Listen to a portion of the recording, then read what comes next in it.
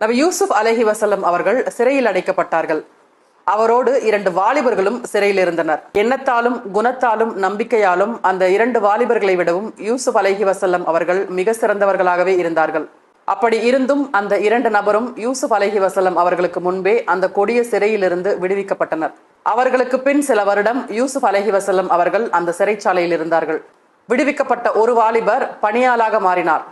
அடுத்த வாலிபர் கொலை செய்யப்பட்டார்.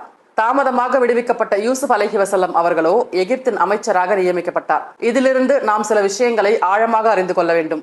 புண்பட்ட உள்ளங்களுக்கு இறையுதவி கொஞ்சம் தாமதமானாலும் அது மிக மகத்தானதாகவே வந்தடையும். நாம் கேட்டது பொருத்தமான நேரத்தில் கிடைக்காவிட்டாலும் கேட்டதை விட பல கோடி மடங்கு நன்மைகள் நிறைந்த ஒன்று பொருத்தமான நேரத்தில் நம்மை வந்தடையும். உடனே கிடைப்பது மட்டுமல்ல அல்லாஹ்வின் உதவி, தாமதமாகி கிடைப்பதும் அவனது உதவிதான். இரண்டிலும் எதில் அதிக நன்மை இருக்கிறதோ அதை தீர்மானித்து நமக்கு சரியான நேரத்தில் அதை தருவதே அருளாளர் நமக்கு வழங்கும் அன்பு பரிசு.